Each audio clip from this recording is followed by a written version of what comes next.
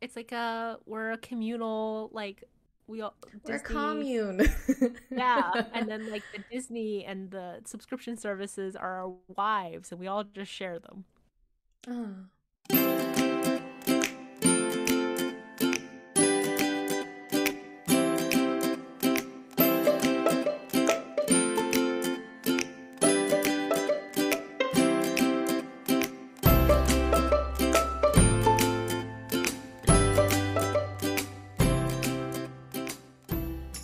Hi everyone, welcome to another episode of Apologetically Me. I'm Maggie, I'm Wanda. and we're here to talk about friendship etiquette. Are we good friends? Are you a bad friend? Let's find out. But before we get started, Wanda, tell the people what you got going on. So I promised last podcast that I would ask Jordan what his ideal bachelor party would be, and he said LA. I don't remember the specifics exactly, but I don't think he had any specifics. When I asked why LA, he was like, I always have a good time in LA. So apparently, we're not doing a joint bachelor party, bachelorette party, or we're both getting two because I refused to let him do two trips when I only get one. What? What? What? I was just gonna say, does he want to do LA because his best friend is there, or just because like he just genuinely likes LA? If you think about it, his best friend would go with him anywhere because his best friend would probably be his best man. So I also had that exact same thought, and then I came to the conclusion that I just came to. So I was like, I think he just likes LA because it doesn't matter because his friend would Hmm. just go anywhere he Mm-hmm. wanted to go. Yeah. Interesting. Yeah. I don't love LA though, so I don't know why Either. he's like so gung ho about LA. So, and he doesn't really have anything in mind to do in LA? No, he just says he'll have like a good time in LA. Like I'm sure there's like he'd probably go to like a show or something and they probably like go out for drinks or whatever. I don't know how long he expects to be there either, which is a question I should have asked too. Like was this like a week or like a weekend? Magic show in LA, go get drinks, dinner, go home. worth that It's such five a hour long train. trip. I wish it was a 5-hour train. Yeah. I was thinking trip and then I thought plane and then I said train. Yeah, I see where you went wrong. Thing is that he got invited to go to Vegas in May by his best friend with like so basically the hotel's like already paid for and everything, so it's just basically like hey, like if you just want to like come down and hang out and like whatever the hotel's paid for, just pay for your flight. And I Oh, was like, god damn it. On one hand, I hope you enjoy Vegas as much as I enjoy Vegas, but on the other hand, I'm like, I wish this was me. why weren't you invited? Boys thing. um Also, like if I were to go, I would have to he would have to pay for another hotel. So like the whole point that he's going now is because it's kind of like the accommodations are already paid for, so he kind of just like has to pay for his flight, which is like much cheaper than paying for like a Vegas hotel room. Hmm. And also Sorry. I'm going on Monday. Oh, so Matt's just going there for fun? I'm yeah. Interesting. That's kind I of mean, nice though. Like he was just like, I'm just gonna book this hotel, and then let's see who comes now. I decide on the destination. I think like he originally had like a plan with maybe like someone else, but then he was like, "Oh, like like Jordan, you might as well come along because like there's space for you or whatever." So, yeah. Hmm. Yeah. But it's like three dudes in Vegas. Like they're going to pay full price for everything. Good luck with that. Yeah, I know. That like a little part of me is like, "Ah, that makes me a little bit happy." But also it's like you won't get like the reason that I love Vegas so much is because like females are better there. Vegas really was like thwart the patriarchy. I feel like all those Vegas practices are still kind of like attracting men. Like they're still like even though it's like thwarting the patriarchy, it's still like catering to the patriarchy. Like things like letting in girls for free. It's still like, oh, it's to get the attention of guys. Guys will come and buy drinks for these girls. Or like giving girls a discount. Guys will want to come too. I'm now mad and sad that you have made me think about the other side of this coin. Sorry. Now I I'm mean, married. like in the meantime, we can enjoy it, but like it's Can we still. though? Well, I still like free things, so like I don't get free things on a daily here. Yeah, but like at what cost? Like you being sent in to be objectified by the male gaze. It's like fish bait. Yeah, you're oh my god, you're essentially fish bait. Like Yeah, a little bit. I'm unhappy. The guys were definitely more like sleazy in Vegas.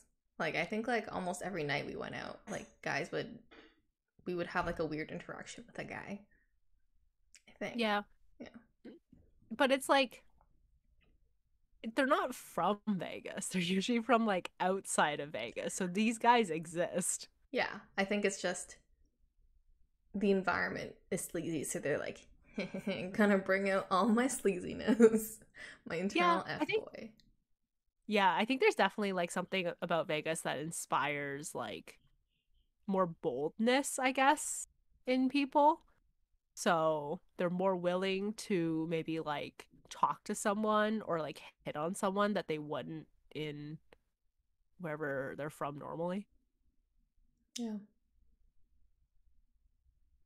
Anyways, what's your update this week? Um. Well, because we're filming this so close to our other episode, I'm kind of getting better. From my last episode, I was talking in much detail about my food poisoning. I'm convinced that it's not worms or E. coli though, because I'm pretty much like stomach cramps, everything is gone. Sometimes I still get a stomach ache here and there, but other than that, we're doing good. We're recovering. No sight of a worm for now. I told that to my mom, and she was like, "How do you know it's not worms?" And I was like, "Okay, well then the worms must be really quiet today, giving me some peace." I see where your like thinking that you have worms or E. coli like comes from. Like seeing the response from your mother, I can really see where the generational like trauma. Yeah, never rule anything out. Yeah. I didn't think you had E. coli. Um, but I did tell you to go see a doctor if you thought you had E. coli. You were also the person who told me that I might have COVID multiple times, even though I kept on telling you that I was negative when I was sick. And then you made me want a COVID test like two more times, which were both unnecessary because I was all negative. Hey, I feel like that's just my default thing. If someone says they're sick, I'm like, "Are you sure it's not COVID? We don't know." Which I responded with, yes, I do know because had a negative test. And they're like, oh, maybe like it's just like not showing up yet or something. And I was like, I was pretty deep in my Maybe. symptoms, but okay. Maybe. uh, Yeah, you never know. Um. Anyways, that's it for my my update. Who's your beef or crush of the week? I have like so many things that I could like potentially talk about here that like I'm trying to like figure out which one I want to like talk about. And I feel like maybe we'll just boil it down to I need a win, you know? Like I guess it's not really a beef. It's kind of a beef, I guess. Like I feel like it's just like life has bogged me down recently and it'd be nice to have like a win to like cheer me back up, to make me feel like I'm on the right path of something. That's not really much of a beef, but like I feel like I'm just getting more like I don't know, like things happen. I'm like, ugh, like why did that happen? This could have been prevented, kind of thing. To give an example, I am currently working on a qualifying exam proposal, which is like this write up, and I was given the instruction that the maximum was 50 pages. I was just told that after I submitted my like the one that I like my qualifying exam proposal that I had sent to my supervisors for feedback, that I should actually be close to the 50 pages. Like, apparently, a maximum also means a minimum. So I asked these questions ahead of time. I was like, is there anything I should include? All these things. And they were like, no, looks good with the things that I had originally talked about. And now they're coming back and being like, maybe you can add this and this and this. And I'm like, where were you 2 months ago when I was starting this process? When I had asked specifically, is this enough? Or is there anything else I should add? Which, like, it is on me for not for I guess making assumptions and not necessarily like being clear, I guess, with like what the expectations were, and instead like relying on my own assumptions to think that they were correct. And really the onus is on me and I should take responsibility for it. But also, I had asked, so I expected these questions to be answered. I'm very sorry that that happened to you. This whole PhD nonsense is truly becoming nonsense. Yeah, that does suck. I thought you were just getting like caught up in the day-to-day things, but no. This is truly a pain. Yeah. So my thing is only 16 pages. So now I have to double it and pass it on to the next person. Do you ever regret like doing a PhD and working at the same time? Sometimes, like, I feel like last night I felt like I was like more stressed about it because I was like, oh, frick. Like, now I have to add like 16 or like 20 more pages to the thing that I was writing. And this, in like, took me like long enough already. But then I woke up this morning and I was like, no, it's fine. Like, it's still doable and everything. Like, it's weird because like I have like it's unfortunate and I feel like all things happen like this, but everything always like crams up against like at the same time. Where, at a restaurant you're working and then all the phone calls come in at once. But then like 5 minutes ago, like there was no one. It was like peace and quiet. It's exactly like that, I feel like. It somehow always lines up such that when I'm busy at work, I'm also busy doing my PhD. Like something about my PhD comes up, so I feel like more stressed because I'm like, oh, there's two things going on at the same time. But then like I think about like how much actual free time I have at the end of the day that I don't really utilize and I could be utilizing better, and I'm like, I think I have the time for it. So I don't like I'm just wasting time stressing. So I guess the question is yes, sometimes, or I guess the answer to the question is yes, sometimes it feels hard and there are days where it is hard, but then I don't also regret it because I think I would be very bored otherwise. And I feel like that is worse for me because I've become the type of person that lets the stress of something drive my desire to move something forward. So if there's like no deadline coming up, I'm like, Hmm. I think I'm very similar too. But also, I'm not doing my PhD, and I feel also quite entertained and busy. And sometimes the downtime is fun. But yeah, I'm trying to be mindful of what's on your plate too. Because you do yeah, this, you do work, you do the podcast. Or sorry, not the podcast. PhD. You go to the gym very religiously, I would say. So it's a lot. You are my role model for sure. I mean, I do the podcast. This does take time. Yes, that too. I already said that. You do this. So yeah, I it's wasn't a sure what this was referring to in this. You that talk to case. me. Yeah. I just think it's a lot for anyone. Anyways, what is your beef or crush of the week? Okay, so I have a beef, but it's just something that's very like that happened on TikTok. Um, so it's this guy going around. So it's this photographer, actually, videographer, whatever it is. He started by opening it up, and I was like, I knew the wedding vows were going to be a mess when I first interviewed the groom, and I asked him what he was looking forward to most about his wedding. And it was like a guy. He was like kind of beefy looking, like had a beard. He seemed like a normal guy. And then he opened his mouth and he said, "Looking forward to all the sex we're gonna have. Hope we have more." And then the videographer was like, "Okay." And then he's like, "Now let's see the wedding vows." And then um, it's the groom again. He's like saying the vows in front of like friends, family, his wife. His mom is the officiant.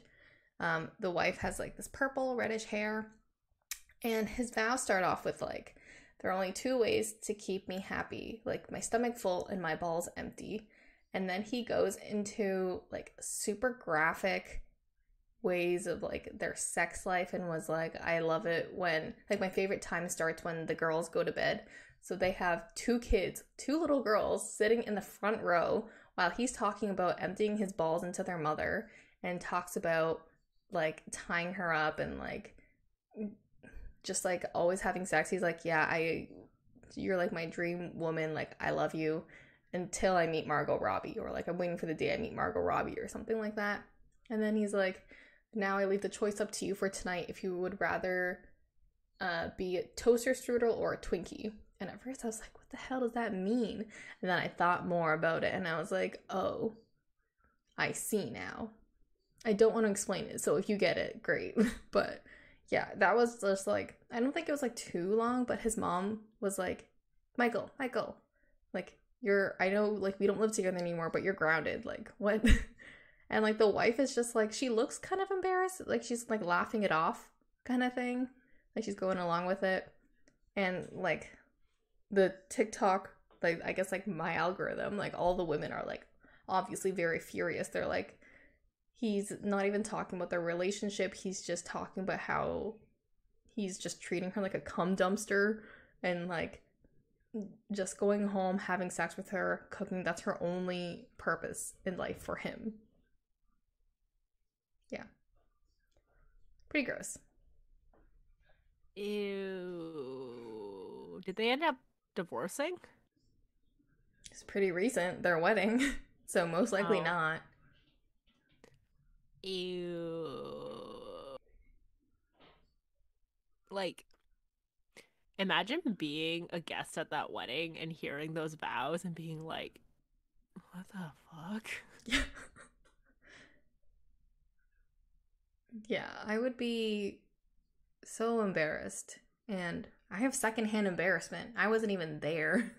I'll send you the video later, Yeah. but yeah, it I don't know was if I want to see it. yeah, I definitely left some parts out, but that was like the whole gist of it. And I was watching it with Nick too, and I was like, "If you ever say remotely anything sexual in your wedding vows, we are not getting married. I'll save you the divorce papers. We just won't finish the vows." Damn. Yeah. My thing was like, if you don't cry when I walk down the aisle, I am walking right back out of there. So like the bar is low for not saying anything overtly sexual. Yeah, I did say that to Nick too. Like, you have to cry, and if you don't, then like we're doing this all over again. And he was like, "I feel like it's too much pressure. Like, what if I don't cry? Like, I don't really cry that easily." And I was like, "Too late. You gotta fake it. Don't tell me if it's fake or not." Yeah. So there's so many like times where like I've cried, but like Jordan has not in like a movie, which I have felt like has been like a really strong, like emotional like time in a movie. And the one time that Jordan has cried during a movie was Avengers Endgame. When the part that Tony Stark dies and he's like, "Oh, I love you 3000" or something. And that is the part. That is the part where he cries. What? Yeah. Out of all the movies that I've ever That's told you so about that funny. like we watched, that is the one time that he has actually cried. That's kind of funny, actually. Not like, haha, sweet, but like, haha, what? Yeah. Literally me sitting there crying for 30 minutes at Everything Everywhere All at Once, and he's just like, "Yeah, like that was sad." Yeah. If Men. if I'm not like a Tony Stark level, like I love you 3000 walking down the aisle, then I clearly don't mean anything. That's so funny. That's the bar. Mm-hmm. Did you sacrifice yourself for an entire planet? Then, if not, then sorry, he won't cry for you. Well, if that's why he cried, I think he cried because he was like, oh, like I know him so well. I understand. Like, I don't think it's because he sacrificed himself. Oh, just like how Yeah. sweet it was. Yeah, I think so. And I think it's just like watching the development of Tony Stark. Hmm. So it was like the final arc, maybe. Hmm. I don't know. I I forget. Interesting. I've asked this question a few times. Anyways, I hope Interesting. that wife, that TikTok wife, finds better because this ain't it. Poor kids. Yeah, daughters too. Yeah. This man has daughters and he still like talks to his wife like that. Not that like you need daughters to like talk proper, but like especially when you have like very young girls, like you want to see your daughters treated like this on their wedding day? Yeah, just like setting an example. Um, I see a future of daddy issues. Ew. Yikes. And maybe, ugh. You know how like some men like overly sexualize their daughters? Yes. Yeah, I feel like that's in the future too. Not Looking to at make you, Trump. assumptions. Ew, yeah, that. Yeah, I can see Trump saying that in his wedding vows. You just know that guy supports Trump. Thank you for sharing that beautiful, beautiful beef with me. I'm so glad I was able to be a part of that. Misery loves company. If I had to listen to it, you have to too. Thank you. Moving on to our topic, friendship etiquette. We're going to talk about what are the different things we would do given a situation. So, for an example, what would you do if someone paid for a streaming service and they shared it with you and they didn't really ask for anything in return? What do you do? Just say thanks, like offer to pay for something else, give them something. I feel like this isn't at me because I recently canceled my Netflix, but I still use No. your Disney Plus. I was that's so funny. I was actually thinking about like our friend Justin, but yeah, it's not Oh, at you. That's funny. okay. See, that's a weird one because I went like so we share our I mean, we do not share this. This is all a hypothetical situation. But like potentially if we were to share Amazon Prime account with someone and I went for years potentially never paying for it, but I said thanks. But then I also just sent him $20 the other day for using his Amazon Prime account for multiple years. But also a lot of people also share the account, so like I'm in like two schools of thought where it's like if you share it with everyone, unless you start charging like everyone, then should you pay them back kind of thing. It's a hard thing. Okay, so it's like is the onus on them to be like hey like this is how much you owe like please pay it to me, or is the onus on me to make that like first move? We're not really that close with this hypothetical situation, so it's like harder to like gauge the situation. Where I've actually thought about the situation in particular with Maggie and the fact that she has Disney Plus and I use it sometimes. And I've been through like well, she shares it with other people too. And it's like, does she ask those people to pay? But then also I'm like, am I freeloading off of her by like using her Disney Plus and not like paying? I, I've had this thought many a times before. Hmm. I was gonna ask you, like, would it change if it was me? But now I understand. So my reasoning is like with person A, like we're not super close. So I almost feel like I have to do something like to Mhm. reciprocate, to be like, I'm not taking advantage of you, I swear. But if it's like a close friend, I'm almost like, like you know who I am. A cheapskate. Exactly. A freeloader at heart. You should already know that. Yeah. It, it's so hard because it's like sometimes I'm like, yeah, like they should understand, right? And another example, Maggie drives around a lot, like and drives like me around a lot. And it's like, okay, like how do I repay that to her? Because it is like, I don't know. These are the things that I think about. Well, if it helps, I don't really drive you anymore. Yeah, but you used to.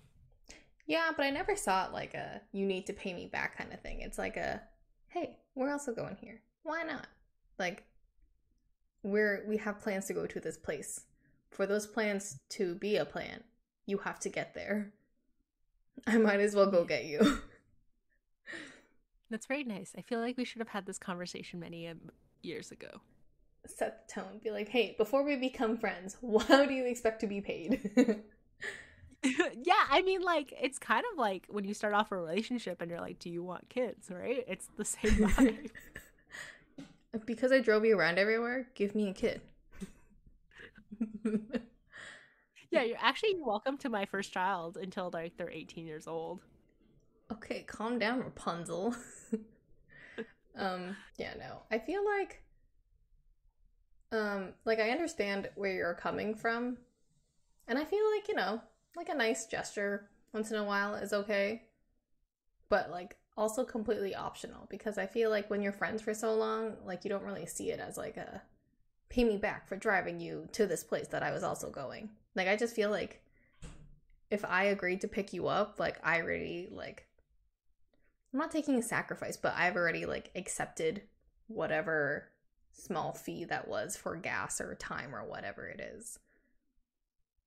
Yeah.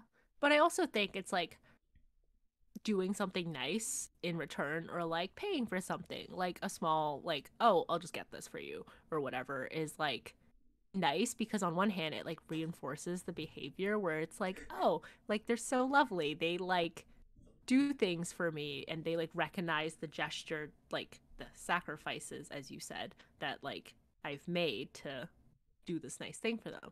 But on the other hand, it's like actually there is no underhand. There it's not in a manipulative way. Like, yes, please keep doing this. So I'm going to keep giving you trinkets. But it's like you don't want to take advantage of them, right? Like if you always drive me around and like all I say is like thank you, but I never really make any kind of like gesture to not like reward the behavior, but like reward the behavior, like to pay you back in a way. Mm-hmm. Like then it feels very one-sided. Hmm. I will say though, like when someone does like too many nice things for me, then I feel like I'm almost indebted to them, which I know is like weird. Like for example, like our friend Sally, like she always gives us like Christmas presents or like she'll be so thoughtful like on birthdays and stuff. Not that like she does anything big for birthdays, but it's just like remembering like going out of the way to like get me a cake or something like that. Then I'm like, Mm-hmm. "Oh, so sweet." And I almost feel like because I don't do that, like I don't always get her a Christmas present. I'm not always there for her birthday. Like I feel like I owe her so much. And I know like friendship shouldn't be construed as like owing and giving and that kind of thing, but like a little bit and maybe it's just like how we were brought up. We were just like don't owe people stuff. Mm-hmm. Yeah, I It's think like it's your very embedded in Asian culture. yeah, it's like your mom with a Christmas gift in Jordan. Yeah, we're never gonna return to that. Yeah, it's like my mom, like I told you about that story where my mom went out with her best friend for like dinner or lunch or something, and it was like I was there and like my cousin was there, I think, and she like literally like clawed the credit card out of her best friend's hand. Like they were actively like rustling and tussling in this restaurant. Oh my god, that's so Yeah. much. Yeah, exactly. So it's like if that's what who raised me kind of thing, it's like I see where it comes from. So I feel the same way though. Like every time I feel like I'm like Sally's so sweet. Sally like does all of these things and I'm like I feel so indebted to her because I never like I don't know what to get her in return. And like she's always like, "Oh, don't worry, it's just like a small thing or whatever." But it's like it's still a small thing that you thought about me and you made like you went out and like purchased these things even if it's just like a bag or like something. It's just like they're small, but they're still like very meaningful. Mm-hmm. And so like I don't know how to gift give in that way. So I'm like, I don't know how to return this. So I forever feel like I'm indebted to her. Not saying like she should stop because like I think it's very sweet and stuff. And if she enjoys doing it, then I think she should continue. But I do have that feeling of like, how do I ever repay her for this kindness? Yeah. I Yeah. think that's also an important thing too for friendships. Find out each other's love languages. Your love language is acts of service though. Yeah, it is. I feel like I don't I was gonna say I feel like I don't service you enough, but that's weird. That's a Mm, weird yeah. sentence. Yeah, I feel yeah, at what point is it like am I just doing things because I feel like I'm indebted to you versus just doing things because we're friends, you know? Like There's like a weird line. That's why I'm like, mhm. don't overthink it. Like, even though I pay for the Disney, like to me, I don't care because so many people use it. Mm. Like, it doesn't make sense for me to go back to these people and be like, pay for this, and then they'll be like, but you use this of mine, and I'm like, ah, you're right. Yeah, that's a it's like the whole like it's like a we're a communal like we all We're a Disney. commune. Yeah, and then like the Disney and the subscription services are our wives and we all just share them. Oh, sister Yeah, but I feel wives. like yeah. But then we also have that like other situation where it's like Crave, where like I was like, "Oh, should we get it?" And then we all kind of just like split the cost of it, which is like almost better in a way. I think that was like the optimal one because like Crave is the most expensive one out of all of them. It's not? Which one is? Oh, Netflix. Oh, It's well, because okay. Yeah, now it is. the highest tier Netflix Yeah. is like the most Mm-hmm. expensive one. And plus Crave was running a deal for a year. Mm-hmm. Yeah. Yeah, but like it worked out. But that only worked out because like during the process, we were like, "Oh, should we like get it all together kind of thing? Should we share with all these people?" So, but if you weren't there in the beginning, then it kind of is like you can't like retroactively share it. Like I feel like it's weird in that way. It's where it's like I'm already paying for this service. Do you want to come in and pay for it too? Gave you cookie, got you cookie. Yeah, exactly. And I feel like that conversation was very much like you initiated it, where it's like, oh, I was like, oh, look at this cool offer. And you're like, oh, do you want to split it or something? So it's like, I would have felt weird if I was the one who like saw the deal and then was like, hey, do you want to split Crave? Hmm. Yeah, that's fair. I guess that's So, like another thing too. Like, it's weird, like making your friends pay almost. mm-hmm. Like, if they have debt with you, it's almost like you want them to bring it up. But, like, it shouldn't be Yes. like that. Yeah. I this is like going back to like my beef. It's like if you have debt with someone, I think the onus is on you to rectify that. Like it shouldn't be their responsibility ever to get to a point where they're like, Chasing you so you down. exactly. I mean like obviously like if you're like usually like really good at paying people back and then like the one instance where you might have just like forgotten, I think it's like it's fine because I'm saying this because I forgot to pay Sally back for like 3 months because I didn't look at Splitwise and I didn't look at like I didn't get any notifications for it, and then I only saw it because there was something else being Splitwise, and I was like, "Fuck." Mm.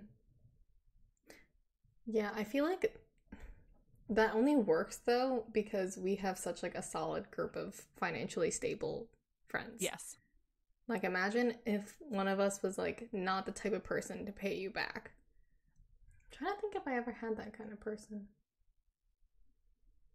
There definitely are like people in my life where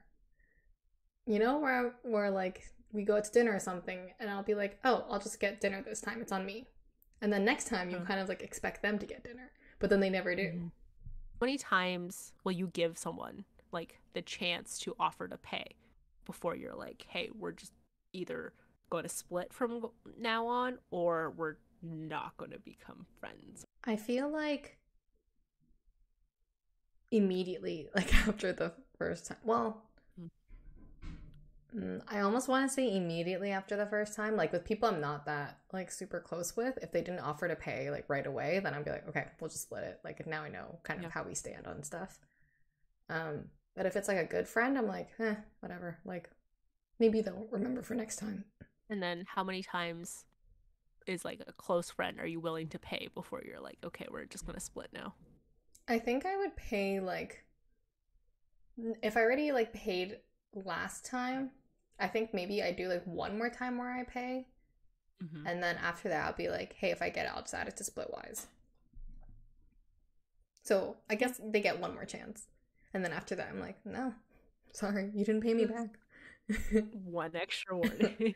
I don't think I like keep track of it, but I think it's like, no, I think I kind of do.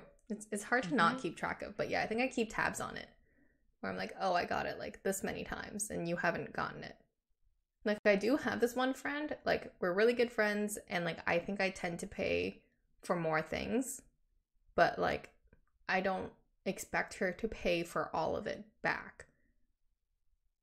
You know Why? what I mean? I don't know. Like just because I feel like we do so much for each other, like in ways that are not like money, that I'm like, it's okay. Like I know like you don't mean it. Like you genuinely just like forgot.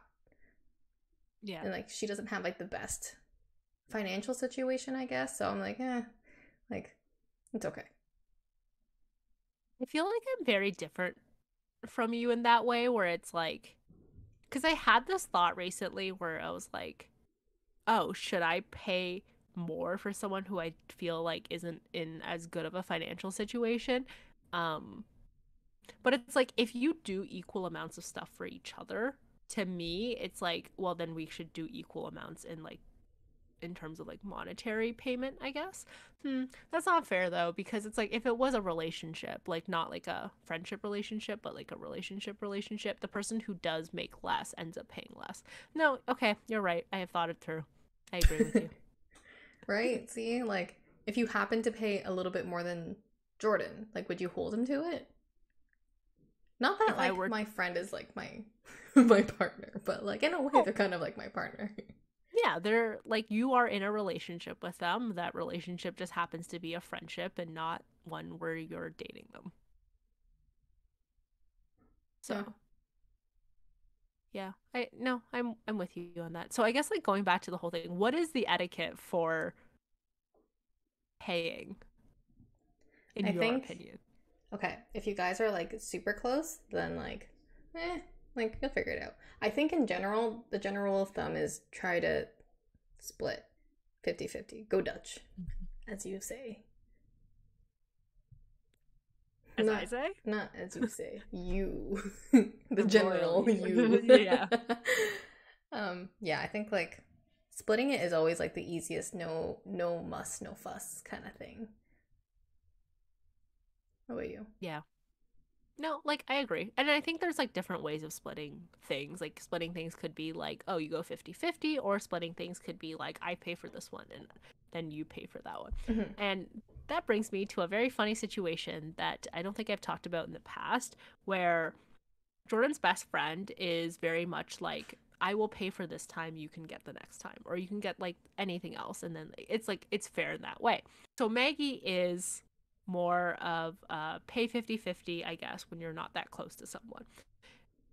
So Q, when Maggie and Jordan's best friend Matt meet and Matt pays for something, like he just pays for the dinner or whatever, and Maggie will not stop insisting that she must pay him back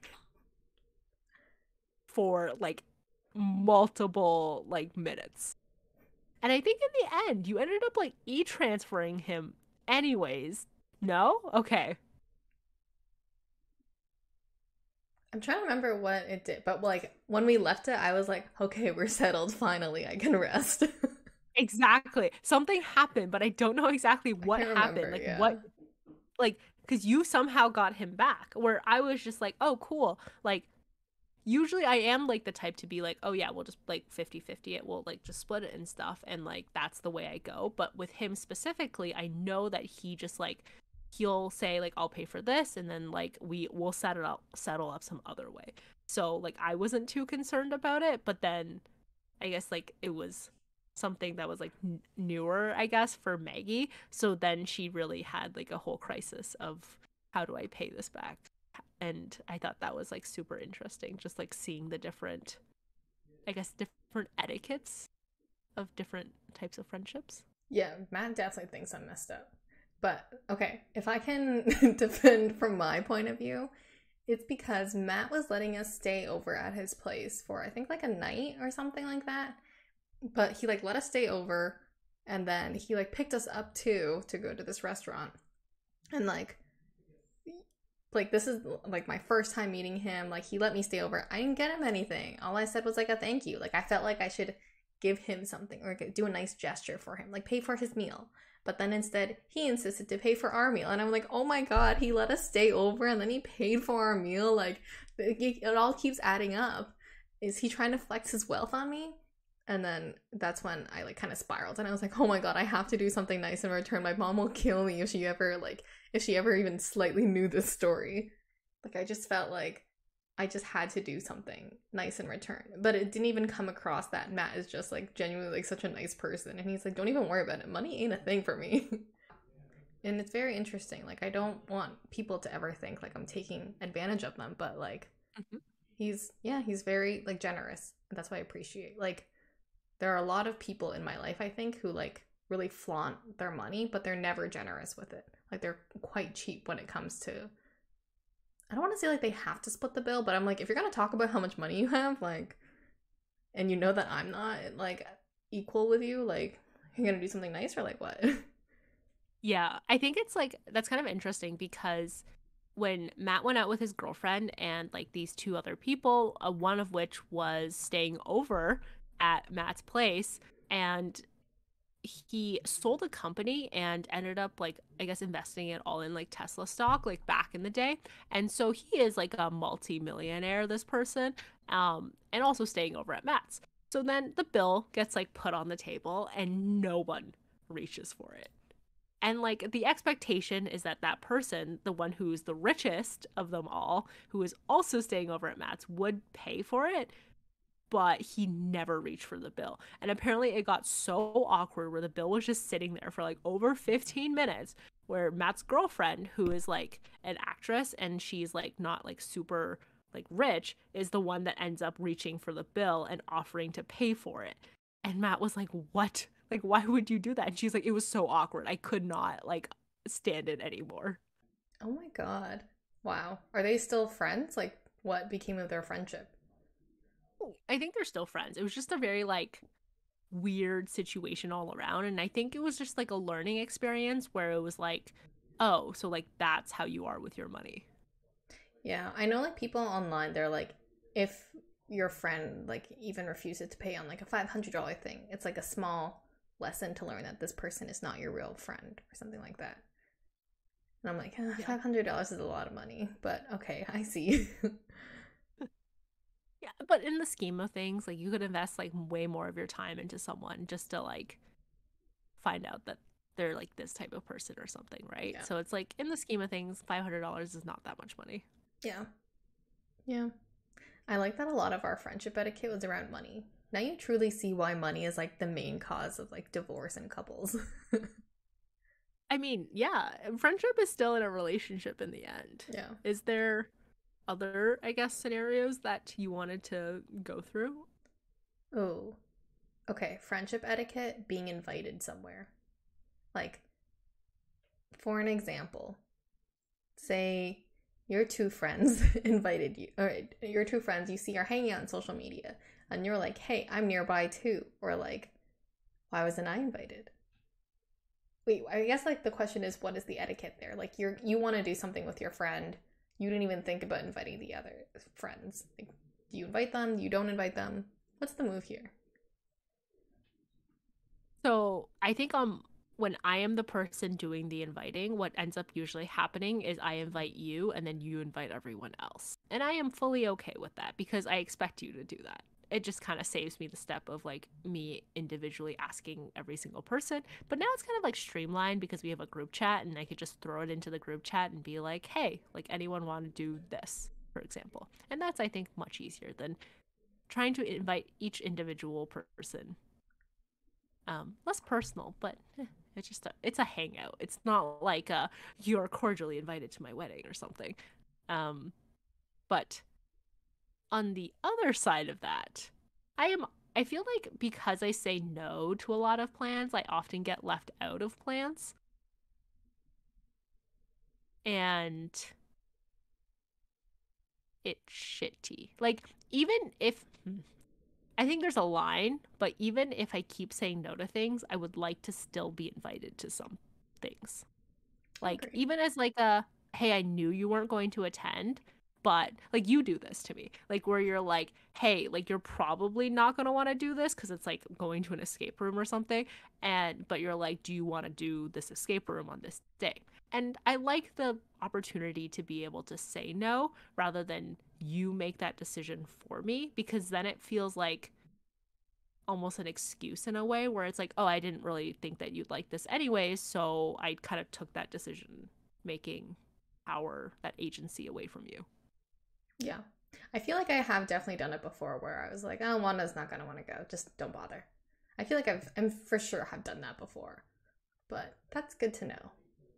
I mean, I think I'm the same way too. Like even if I say no, like don't don't keep that away from me. But also I don't Yeah. like the last minute invite when Oh, people yeah. are like hanging out and then I'm like, "Oh, where are you guys?" And they're like, "Oh, we're here. Like you should come." And I'm like, "No." Like you I was an afterthought. You that has happened like quite a few times actually. And I know it's always like one particular person who tends to do that I'm like, no. I'm just gonna say like no to all your plans out of That's pettiness. funny. Because when you're like, oh, where are you guys? They're like, oh, you should come. But when I'm like, hey, like TFI, they're like, no response. Maybe I think like when people say TFI, just assume they're joking. Yeah, but sometimes it's like, It's a it's like real the easy TFI. response. Yeah. Yeah. Like sometimes it's a real TFI, but you don't want to say like, where's my invite? Yeah. Kind of thing, you know? So you kind Yeah. of just play it off as like Hmm. the, oh, like, thanks for the invite, Yeah. guys. I Yeah. think it's in their defense, it's tricky for me because I'm usually busy Fridays and Saturdays. But if it's like a Yeah. big event or something, or like a something that I deem worth it to miss work for, then I'll be like, yeah, I'll come. But like I really select. So if it's something like, oh, we're gonna watch movies at someone's house, I'm like, that's okay. It's not worth it for me to skip work. But if it's like Yeah. we're gonna go to this cool restaurant 3 hours away, I'm like, I'm there. Yeah. An event. Um, do you feel like let's say you're a part of a larger friend group and like do you feel like it's okay for like sections of that friend group to hang out like without other people? I think so. Yeah, I see no problems with that. I think though maybe at first I'll be like, oh, hey, what about me? But I think like I'm sure like even in a large friend group, like you can kind of see the different dynamics, like who they like kind of gravitate towards. So it like kind Mm-hmm. of makes sense in a way. Like not like 12 people can all hang out together at the same time all the time. Yeah, that's true. I wish it was easier to maintain like a larger group of friends. I would be so stressed. Yeah, that is fair because it's like there's so many conversations to keep going. Logistically, Yeah. Yeah, I don't like I'm never the one to plan like big parties or trips or anything like that. So I'm like, ooh, no, don't. So maybe that's why I don't have a bigger group of friends or I don't like maintain a bigger group of I friends. think that's why a lot of people don't like. I think it just comes down to like we talked about the whole money thing and like we're so lucky that we have like reliable friends. If you turn that into a bigger group, who's to say that all 12 people will be reliable? Another thing is like how do you know like all these restaurants or places will accept a reservation for like that many people, and then you're going to include the mandatory tip. Yeah, that's the worst thing in the world where it's like, oh, six or more people, there's a mandatory tip. Yeah. And it's like, Yeah. um that brings me to like a side story where last time we went out with a big group of people to celebrate like a bunch of birthdays, where there was like this one person who like cuz I paid the entire bill, and it was like me, Jordan, Prabby, and this other person. And for like a month I was like, I have no way of contacting this person. And it wasn't like a lot of money. It was like 30 something dollars that they probably owed like as part of the bill. And like I was like, what do I do here? And I just kept on thinking about it. And then finally, how I did it was I messaged Maggie to message this person to be like, hey, you owe Wanda this amount of money. And then I think the person was like, oh, I've been trying to figure out like how do I pay her kind of thing. So Yeah, that stresses me out too. Because I think like I remember when that happened, like we decided to do table by table. And I'm like kind of glad we did that. And I'm like, okay, we can exchange contact details easier. Because as a group, I'm like, I don't know. Like, I don't know, like if you were to pay, I don't know how you would get like Nick's friends' contact details, that kind of thing. yeah. So I was like, okay, table by table works. Maybe everyone will like openly talk about their e-transfers. I guess your table didn't want to. Did you guys openly talk about your e-transfers? I said, Oh, hey, like to Nick's friend Andy, I was like, hey, I'll message you on Instagram my email address and how much you owe me after this. And he said, okay. the thought popped through like it like kind of lingered in my brain a little bit when I like got the bill and I paid for it, but then I was like, "Ow." And then I just never asked. And then it took me a month to finally think of like a solution for this. But like it was chill. Like it was all fine in the end because he was like, "Oh, I was actually trying to look for a way to pay Wanda back." I like that none of you thought to message like myself or Sally. Okay, sometimes we're not this smart. You're like a pigeon courier, message in a bottle. LinkedIn? Do you think that, like, how do you feel if you're constantly not invited to things? Then I assume we're not friends anymore. How many times will it take for you to be like, hey, you know what? Maybe I should just like cut this person out and like not consider them for my future plans? I never think about cutting people out. I'm just like, well, I don't like this feeling of being like kind of left behind. I'm just gonna make my own plans with, I don't know, other people. Mm-hmm. I don't like wallowing in like negative thoughts or like, oh, boohoo me. Like, I can easily change that around. Yeah, that's fair.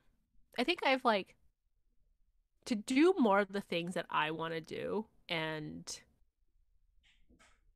like I've kind of just been the one to initiate plans rather than the ones to be like to wait to be invited to stuff now, because it's like some things I just really don't want to do, and but like I still want to hang out with like the people that like my friends. So sometimes it's like you gotta take one for the team, but then other times it's like, oh no, I want to do this thing specifically, so let's see if anyone else wants to do these things with me. Yeah. I'm trying new things.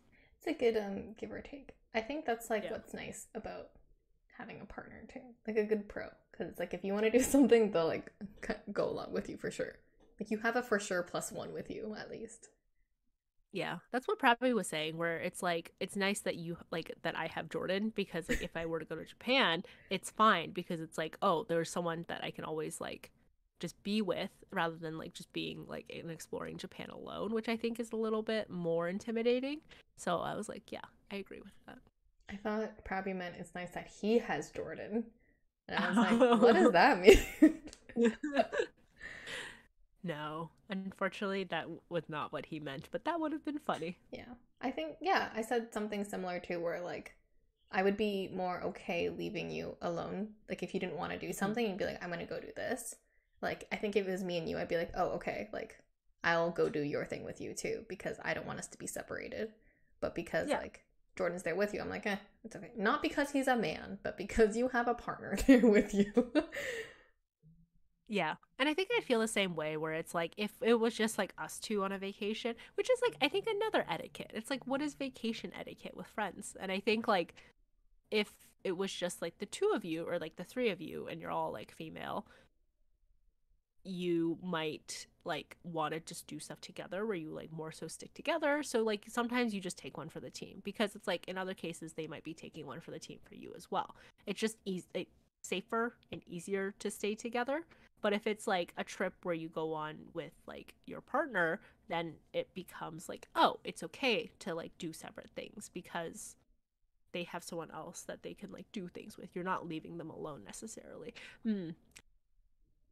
So like Gabby is kind of like going to be with you for like the majority of the trip and stuff. Like how are you kind of like navigating or like how do you plan on navigating that situation? Yeah, I kind of talked about it separately with Gabby and Nick because we all haven't been in the same room together. Like I told Gabby like first, I was like, I want you to be there for like everything except for like the sleeping arrangements. Of course, it sucks that you'll have to get your own room and then I can't room with you, but like I want to be with Nick. Um, but I told her like there's nothing that me and Nick would do that I think me and you would do differently. So let's just like plan out what we want to do, and if there's something different, like I'm sure, like a cat cafe for an example was what Gabby wanted to do, and I was like, I don't particularly want to go in there because I don't think I'm gonna bring my allergy pills. Like you can go in, like me and Nick will be like somewhere in the area, like we'll look up stuff to do, and we'll be like right next door. Um, so that's an example, and then for Nick too, I asked him like, hey, like, is there anything that like you wanted to do with just me and you? And he was like, no, like everything that we do, like I don't see why Gabby can't like come along. Like it's like a fun group thing. Yeah. Also like kudos to you for like I guess getting everyone's perspective like by themselves rather than like asking both of them in like a group being like, "Oh, so like what do you want to do?" without like the other person or something, you know? Like you just made it like a really welcoming situation. I think it was just like Nick doesn't want to be part of planning, and me and Gabby meet up to plan. So it just worked Mm. out that way. Not that I Yeah. like I feel purposely asked them separately. It just worked out like that. oh. Well, I mean, it worked out for the better. Yeah. It I don't think like I personally don't think I would put myself in the situation that Gabby like cuz like I know she really wants to go to Japan and everything, but I feel like there's not like a single trip in the world where I want to casually third wheel. But that's just like my take. It's not like a I think what she's doing is wrong or anything like that. I think I just personally would not do it just cuz